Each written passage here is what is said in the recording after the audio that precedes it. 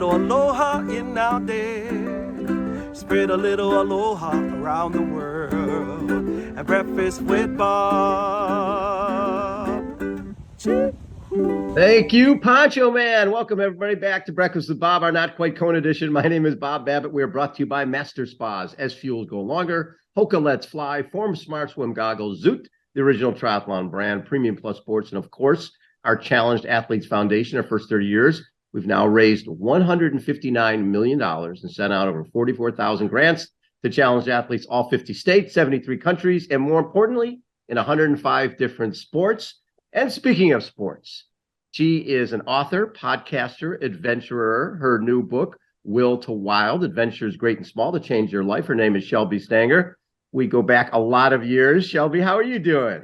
I'm great. What an awesome way to start your podcast with the ukulele. Like, I just feel so much aloha already. Perfect.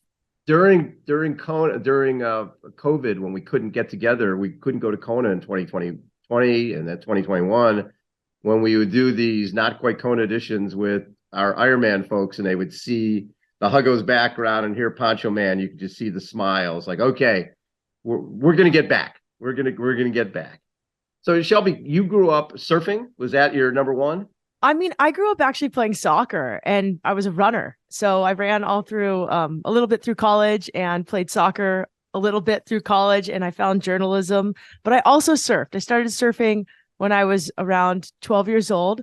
My sister Felicia, who was your student at the children's school. When she was in preschool. She was my older sister. I mean, she was older then. She bought me a surfboard for my 12th birthday the summer after our father passed away suddenly. And I loved it. I was hooked. And I think surfing not only gave me like an outlet to burn a lot of my excess energy. I'm sure a lot of your listeners are like me. We have a lot of extra energy, and if not used, sometimes it can be a little destructive, but we have a lot of energy, so that's why we use it. And surfing burned a lot of energy for me, but it also was really healing and provided a lot of answers for me that I couldn't find on land, even as a young girl. I think it also taught me to chill out a little bit. It's a great sport for that. How old was your dad when he passed away? He was young. He was 47, and he was a dentist, and it was just sudden heart attack. And you know, the anniversary of his death just passed, and it's been a long time since he passed away. But I think for me, I was young and I was a mature 11-year-old. I'm not so mature now, but I knew a lot. I had older sisters. So I just, I had older sisters teaching me a lot of things. But I took with it that, tomorrow is not guaranteed. So you have to learn to live life to the fullest. And maybe I could have used to have an off switch a little bit in my life, but we just don't know. So yeah, my dad was young. He was 47. I'm not yet 47, but it's a really young age to pass away. And he didn't know he had an undetected heart condition and, passed away. But I bet that's obviously impacted the way you live your life. Like you said, you've traveled the world, you've surfed everywhere. And I bet that leads you to, you know what, I can stay home and have a real job and go to work every day, or I can go travel the world and meet amazing people and do amazing things. And it's obviously you've lived your life that way. That's spectacular. Thank you. I've tried to have real jobs, and I've had a few, but I've always really enjoyed creating my own jobs. So right now I've been a journalist for years in the action and outdoor sports industry. I've actually covered a lot of triathletes over my life. Did a few in my day, but right now I have a podcast that I ended up selling to REI Co-op, and I still host, and that's my main gig. And I talk about wild ideas and why we do them and what happens when we do them and how we change. I think it's really cool for many people. I mean, for me, it would be Ironman is a huge wild idea.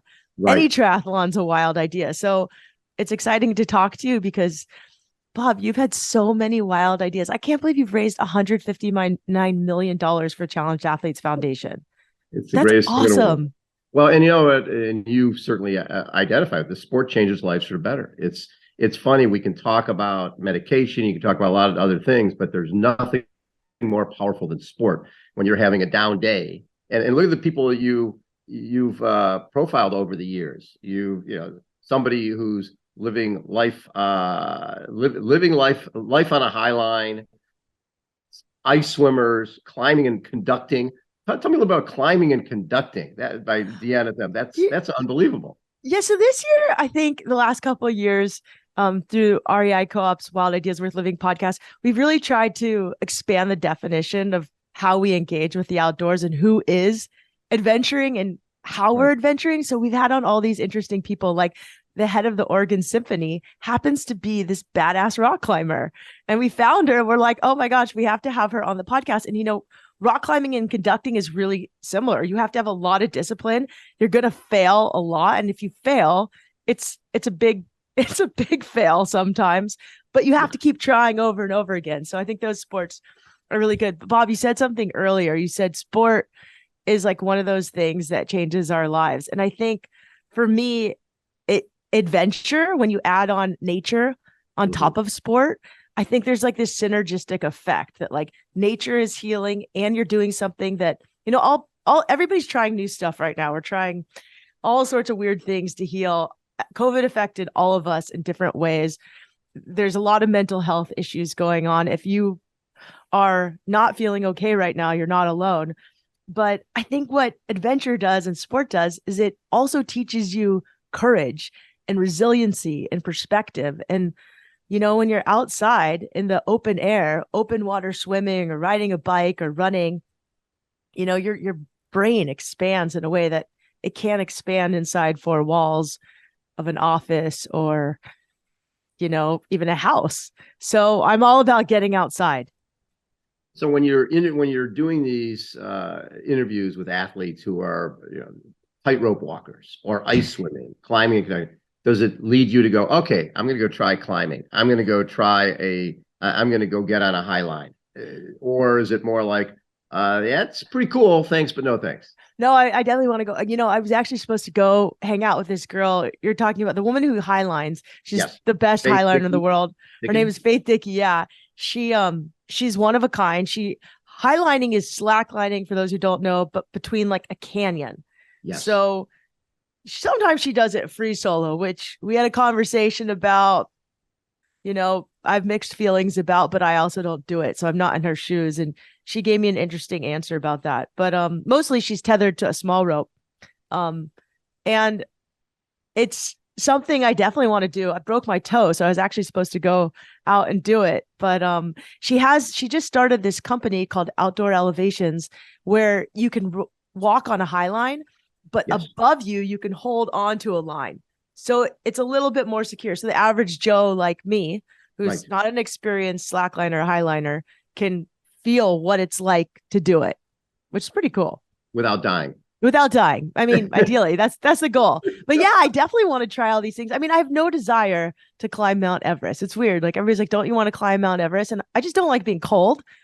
And it seems like a lot of schlepping. I mean, it's and it's 3 expensive. weeks at a base camp, and then you're wearing all this stuff. I don't know. It's one of those things that never has. I like immediate gratification. Okay, I'm going to go run a marathon or do something. Go out there, you do it, and you're done. Not 3 weeks hanging out and then having other people carrying all your stuff. I don't know. That's the part about a lot of the adventure stuff that always amazes me, since both of us have been involved with camera guys. We know when some guy's doing some first ascent and they're showing it, the camera guy's up there before him, right? The camera guy's be up there before the person who's doing the first ascent. So the real star is the person who's capturing this stuff. That always blows me away. You paddled a remote portion of the Amazon River, surfed.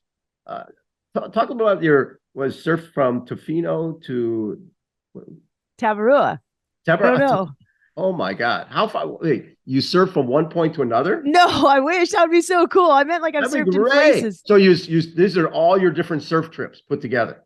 Yeah. I think over the years I've been lucky. I actually taught surfing for many years at Surf Diva.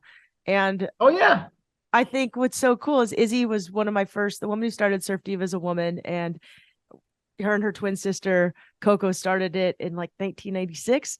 And she was my camp counselor at a water sports camp I went to as a kid, the Mission Bay Aquatic Center. And I fell in love with her. And my mom needed a babysitter to watch me and drive me places. And I was 13 when we met her.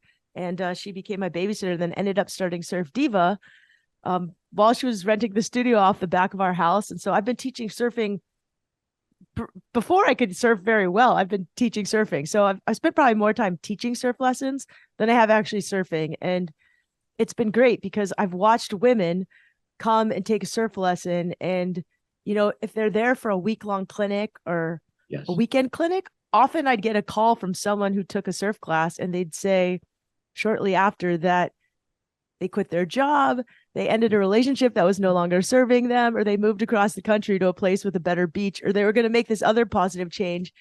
And I think that's the thing about adventure and wild ideas and the will to wild is if you do something like that, sometimes it gives you the idea and the courage and the confidence to do something that you couldn't have done before. It's a great catalyst to get unstuck. And so that's why I wrote this book. Yeah, it's been pretty fun. Very fun. And it's funny when you mentioned Surf Diva. Surf Diva works with our Challenge Athletes Foundation to run our adaptive surf program. And they're amazing. They've gotten so many kids who are paralyzed, who are missing a limb up on a board. And you see the smile and it just changes their life and their perspective forever.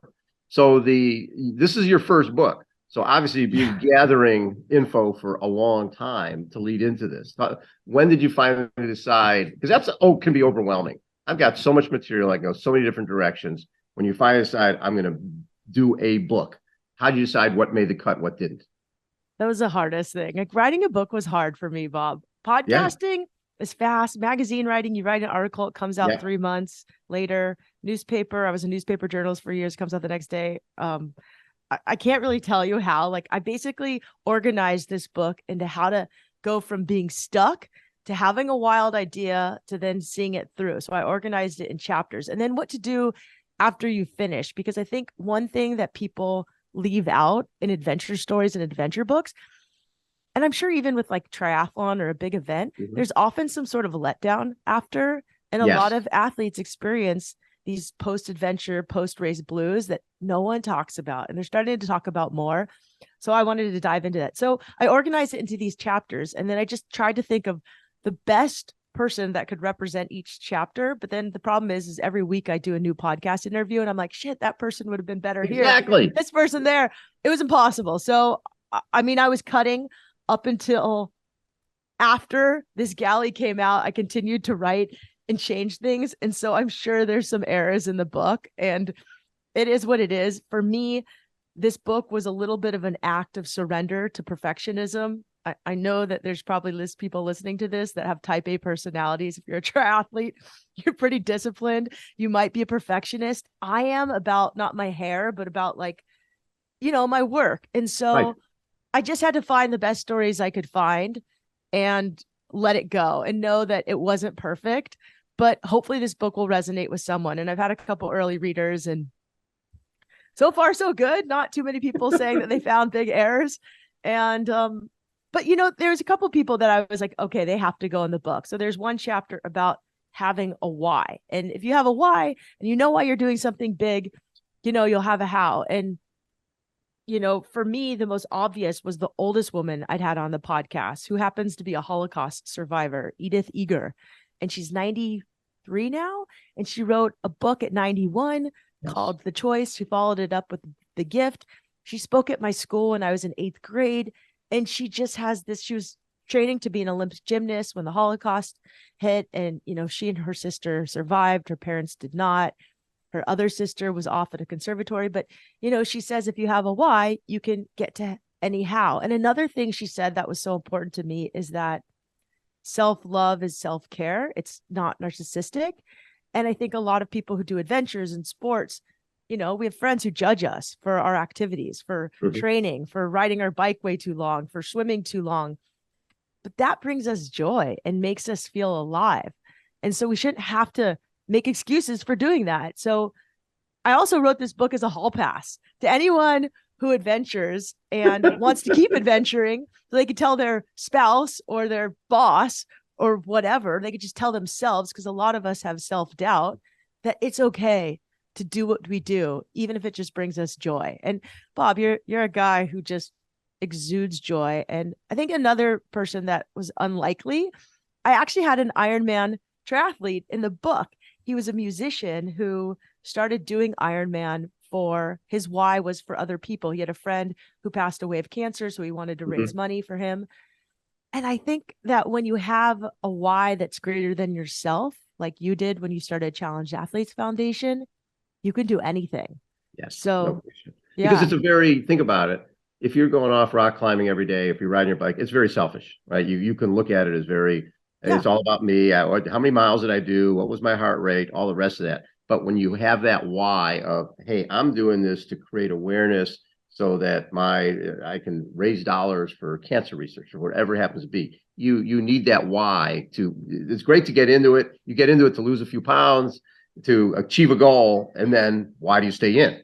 You have to come up with another why, or else it's just going out there every day. One of the people in the book, and I think she's in this book, is the suburban mom who started teaching women to scale frozen waterfalls in her 50s, right? That's unbelievable to me, because this is an average person who's basically getting into something. And she didn't get into this until she was later, right? In her 50s? She didn't start until she was in her 50s. Her husband moved to like the Alps. They moved to Europe for his work, and she started hiking. And like the Euros are just these amazing, the women hikers there are just incredible. So she got into hiking. She started doing these guided trips, and she was like, I would love to be a guide someday, but she never said it out loud because how embarrassing. She's this mom who's like suburban, and every single guide she'd ever had was a 20-something-year-old white dude. So she didn't think she belonged.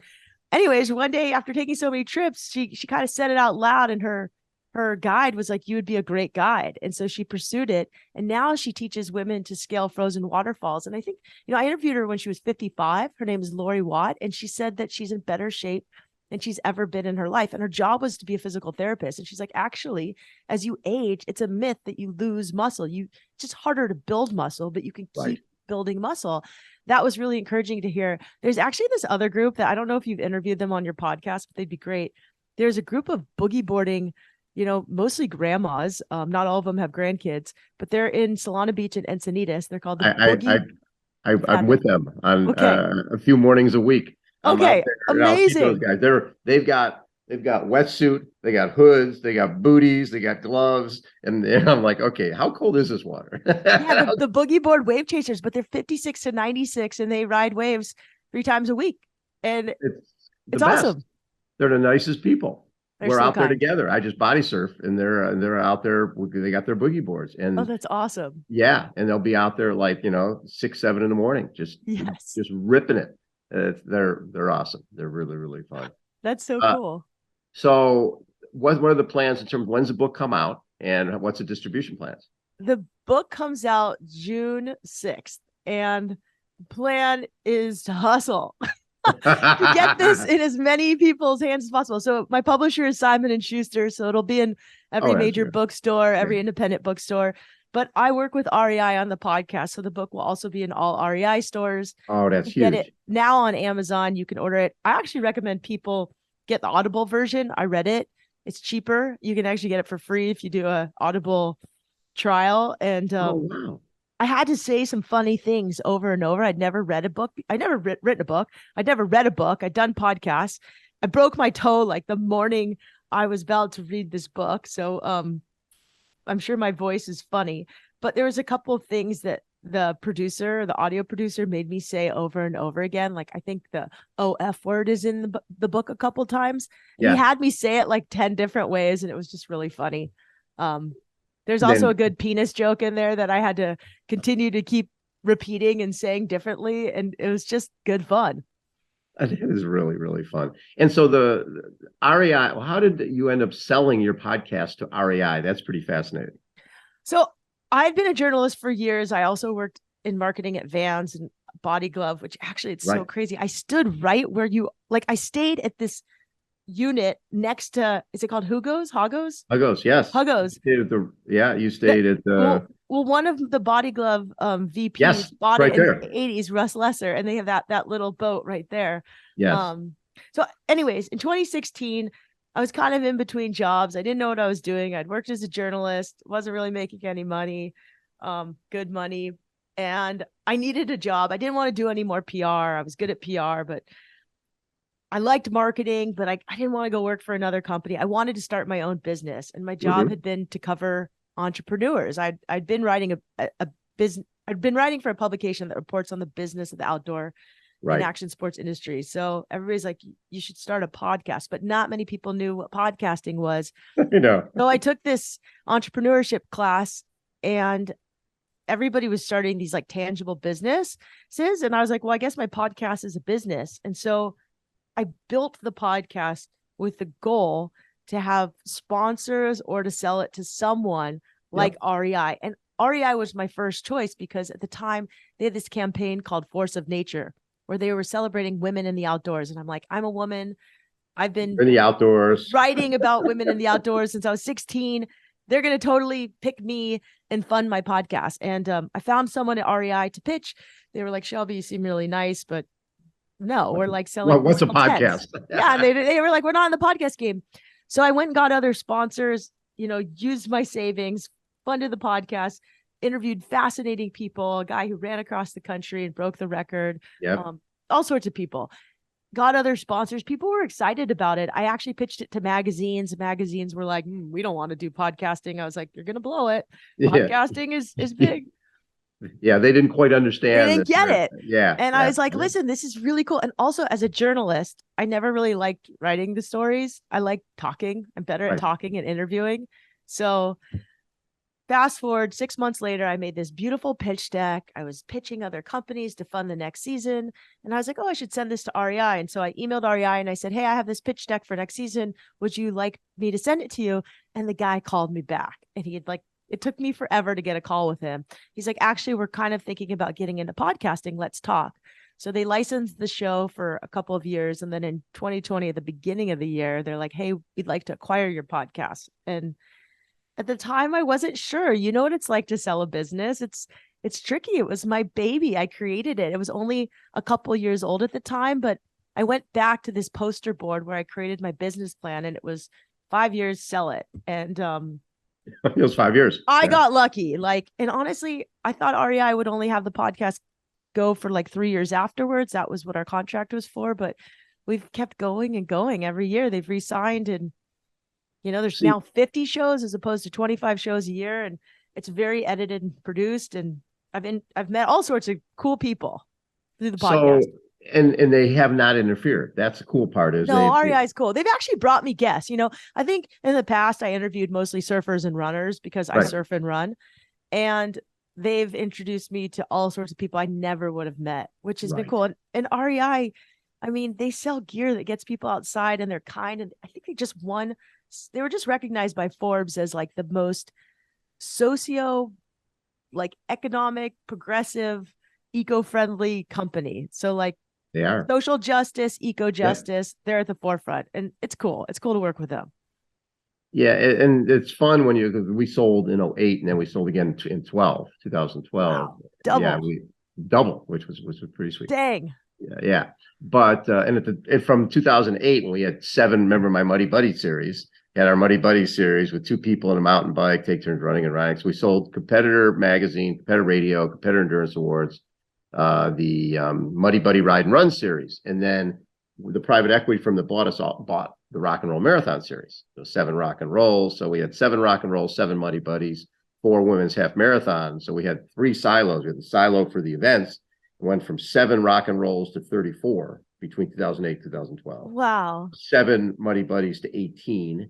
And then we grew the women's half marathon. I think I went to 7 or something like that. But then at the same time, we had the magazines, Competitor, Triathlete, Velo News, Inside Triathlon. It was women's running. It became a big deal. And from 2008 to 2012 was put on the accelerator and grow that puppy, and then sold again. And then I relaunched everything in 2014 after we had sold.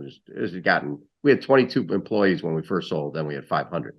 It became a little unwieldy, but then we launched everything under Babbittville Radio and Breakfast with Bob, and it's been, like you said, it's your baby. It's the best. Yeah, but it's so cool. I think there's few people in the world I relate to more than you, because one, your business is way bigger than my little podcast, but you've built your life around wanting to spread joy through sports and getting people outside. Yep. And you kind of created jobs that just like allowed you to sort of do that because you had to work. You So I probably didn't have to have a real you wouldn't job. work if Yeah. you didn't have to work.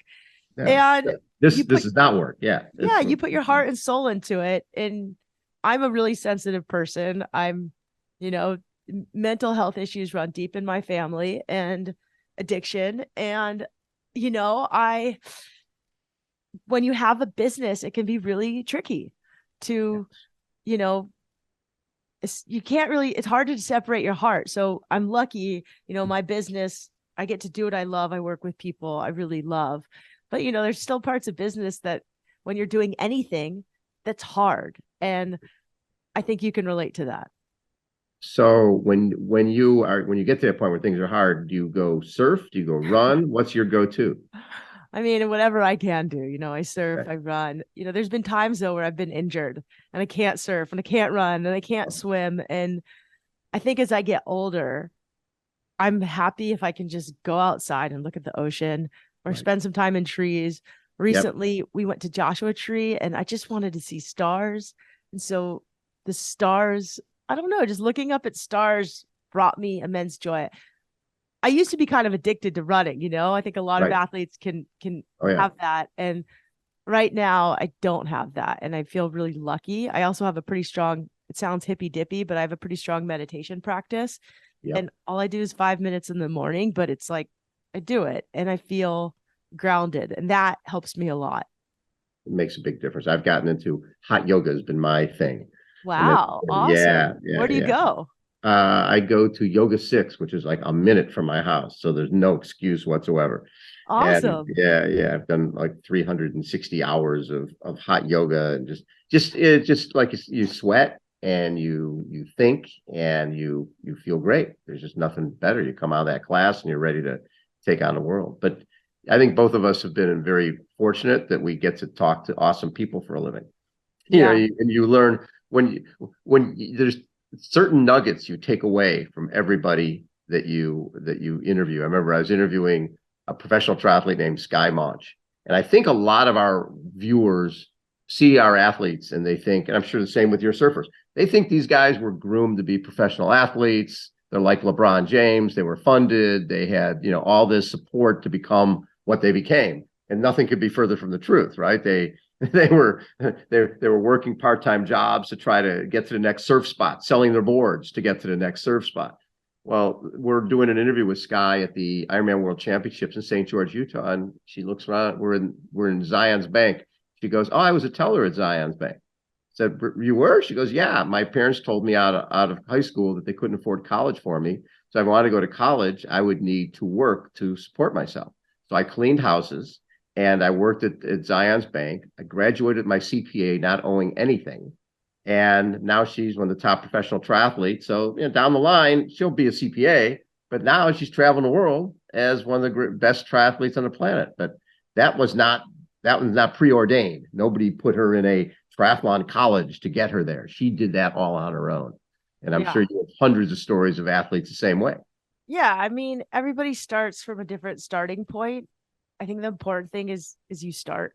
You know, not everybody, I don't have a lot of athletes that have trust funds. You know, there are people who do adventures that have trust funds, but the majority of people who are doing wild things are making it happen on their own and using the resources they have. And so there's people who have, you know, different disabilities. There's a guy who climbed the Grand Teton while he was going through chemotherapy and had cancer. And I think the point is that you have a connection to nature and yourself, and you do these wild things that makes you feel alive. Actually, that's what my mom said about you. She's like, he has this. I was like, hey, Mom, I'm interviewing with Bob Babbitt today, and she's like, he has a sense of wild kindness. And I was like, oh, that's so cool, because you were like a wild teacher. She said you used to give the kids recycled trophies. You gave them your old trophies when they would run around the track, or you'd make them do little like triathlons on their tricycles. Yep. And my sister Felicia said she remembers that you had her go fishing for crawdads. I'm like, where are there crawdads in San Diego? She's Moreno like, there's Valley. a river. Sereno Valley. Yeah. We did all of that, and it was that's what was so fun is coming out here and running that. I went when I came out from Chicago and they gave me a tour of the school, and I'm running PE programs. And I'm like coming from Chicago. So where's the gym? And they're like, we don't have a gym. So what do you do when it rains? It doesn't rain. I think I was there 8 years. It rained like one day a year for 8 years. So it was but that was really, really fun. So you went through the same thing. I had Competitor Magazine. It's funny when you have an industry that goes away. I mean, you're writing for the Union Trib, Outside, ESPN, New York Times, all these major brands that all of a sudden that business just goes away. Were there points where you were like, what do I do next? I was kind of bitter. I'd never written for the New York Times, but I'd written for CNN. I mean, my work has been in the New York Times. They've written about my podcast, but right. Yep. Yeah, I was like, this sucks. Like, I went to school for journalism. I went to this top program. I was kind of bummed, but I knew that I wanted to tell stories. And I think someone told me early on in life, it doesn't matter how your idea gets into the world, even if someone else takes it, let that go. Just let your idea get into the world. And, your ego is not your amigo. So I had to realize that, my idea could get into the world this other way. And for me, podcasting was awesome. Yes. I was so excited because I like talking and I don't really like writing and rewriting, and journalism, is a little biased. You can't help but, and podcasting is not. Like, I'm telling you what I'm telling you, and it's coming out as is. It's not super edited. Right. And so it's not biased. Journalism has things about it that I didn't love. And I didn't like telling a story about someone if it didn't make them sound good. I'm like really sensitive. I only wanted to tell good news. So, yeah, I mean, with podcasting, you let people share who they are.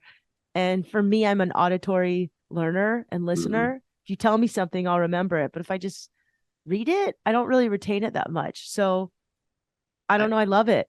I remember with Outside Magazine sort of had their philosophy was they're always looking to create something, that controversy, that type of thing. And I didn't like that. Yeah, I never liked that either. They would take a little soundbite from an interview and they'd make the big pull quote. And you're like, that's not the way that came in the interview, but it wasn't like that. I never liked that. It was something we never did at Competitor, but when I would write for other publications, they had a tendency to look for the dirt. And that's how I started my podcast. I love Outside Magazine. They've been supportive of my book and of my podcast, but I was writing a story about Wim Hof, the Iceman. Yeah. And I was an early story about Wim, and the editor just made him sound a little like a charlatan. And I was like, no, this guy's like, he does it for good. And I didn't like how that article is edited. But your name is on it. Yeah, my name's on it. But I was like, whatever. Wim, whatever. It's fine. Because it got me to start my podcast. So I was excited. And actually, I still love Outside Magazine. And they've really changed the last year since they've been. Yeah, they have. Oh, yeah. Since Robin bought everything. Yeah. They're doing really, really good stuff. All these people. This is great. So when I need a new job, I'll just hit you up. Yeah, Robin created, I think Map My Run was his business. And then so cool. Yeah, that was his background. And then he bought it was interesting because he bought Inside Communication, which was, it was Velo News. So he got Velo News, and they had a running product. They had Competitor Magazine, but Ironman had bought everything, and they funneled off the magazines. So Robin got the magazines, but I kept thinking he doesn't have a TV property. He's got to get a TV property. When he bought Outside, it's like, okay, there's the umbrella. And he can put kayaking and everything under that umbrella. It was brilliant. It was a brilliant move by Robin to That's cool. Put everything and really to take Outside to where they should be. So Outside is doing really, really good stuff. But Bob, you asked me, like, was I bummed? And I think that when you have this wild idea or goal, I always thought I was going to have my own magazine when I was a kid. Yep. And I ended up having a podcast. So I think that sometimes you can have a goal, but you have to hold on to it loosely because it might come out in this shape that you didn't imagine. So if you can just keep what you want in mind, the feeling, like I wanted the feeling and the ability to tell stories of other people going for it, whatever that looked like. I wrote it on a piece of paper when I was 15. my goal is to write stories and encourage other people to go for it. And I think that has just stayed with me. And I didn't realize that until I found that piece of paper in a ball and it's faded, but yeah, I'm still trying to do that. Yeah. It's funny because I looked at when COVID hit, I looked at it as I always look at obstacles or opportunities, right? Yep. And I knew that we could do great stuff. We didn't lay off one person CAF during COVID. It was You're our so cool. team It's awesome. was amazing. And our team, what they did, which I thought was brilliant, is they knew our athletes. Think about it. If you're a wheelchair basketball player or you play sled hockey, when you're playing those sports, you have a social group, you have a purpose, you feel great about yourself. And when COVID hits, you and I can go for a run or we can go in the ocean. If you're a wheelchair basketball player or a wheelchair or sled hockey player, those arenas are closed. And now all of a sudden you're a person who's wheelchair bound sitting in their apartment wondering what their lot in life is going to be and if this will ever end. So our team pretty much on their own created these little fit boxes with stretch cords and weight balls and sent them to our entire database of challenge athletes. Also created all these online videos on how to practice dribbling a basketball indoors in your apartment, how to use stretch cords. It was brilliant, but it was an obstacle that a lot of people looked at as, oh my God, what are we going to do? And our guys looked at it as opportunities and said, we're going to make greatness. And they did. So I like that. And same with magazines. Magazines go away. Well, we're still, at the end of the day, you and I are storytellers. That's what we do, right? We want to bring great stories to life. Well, if we can't tell them through a magazine, we'll find another way to do it. So it's pretty fun. That's awesome. That's awesome that you guys did that. Like, so cool. I interviewed a deaf triathlete on the podcast, and I didn't realize how much masks affected her because she didn't use sign language. She only listened through reading lips. So the mask thing was awful, really tough on her. And just wild, like how much our world has now shifted. And it's good that things are open. Everybody wants to get outside. That's good news. Yeah, it's great. I was reading one other thing that you fasted for 6 days with only water. And I'm just like, there's no way I can go like a day doing something like that. I thought that too. But, I have this thing called vitiligo where patches of my skin were turning white and I couldn't figure it out. I tried like going vegan. I tried paleo. I went to all these doctors, and I don't know. I was reading a story or listening to a podcast, and they were interviewing this person who did supervised water fasting, and people were curing all sorts of things. Like obviously it helps blood pressure and heart disease, and it was helping some people with tumors and cancer. And I was like, maybe this would work for vitiligo. And so, yeah, fasting was hard for me. I don't skip meals. So like I eat like 5 meals a day. I'm just like you. I have a high metabolism, high energy. I need to eat a lot of food. But yeah, it's actually not that hard, especially if you're in a place where other people are fasting. It's not hard. Your body is more capable of things than you think it is. Did fasting cure my vitiligo? Well, at the time I was using a special cream that was new. And so the combination worked for a little bit, but fasting is a stress on your body. And for me, my vitiligo gets worse with stress. So one time it worked, one time it didn't work. So I don't know, but fasting is good for you. It was a wild idea to try. And yeah, you learn a lot about like your cravings and stuff when you fast. But I think as a woman, if you fast a lot, like I'm not like the biggest fan. I'm like, just eat whole foods, not too much. Eat well. Eat your food. Yeah. Fuel yourself. Food is good. Exactly. So the book is called Will to Wild, Adventures Great and Small to Change Your Life. And yeah, I bet the happiest part for you is going to be when you start getting all that feedback in. When I'm scared. Oh, like I'm terrified. I think that like, there might be, I think people might think this is a guidebook because that's how it's marketed. But like, it's really a series of stories that showcase other people's wild ideas, big ones, small ones, of all different types of backgrounds to encourage you to pursue whatever it is you want to do. And my original editor got fired, and the second one was a business editor. And she's like, I want you to organize this book by types of wild idea and length. And I was like, no, like a wild idea is wild if it's wild to you. Like a 1-day hike versus I just was with a bunch of people hiking the Pacific Crest Trail. Yeah. Like, I don't want to do that. It's 1 day would be 2 days on the Pacific Crest Trail would be wild enough for me right now in my life. So yeah, so this book is really just to encourage people to, yeah. So am I excited about the feedback? I mean, I think I'm really excited about connecting with people in real life. Writing is this solo weird activity that you do a lot in front of your computer.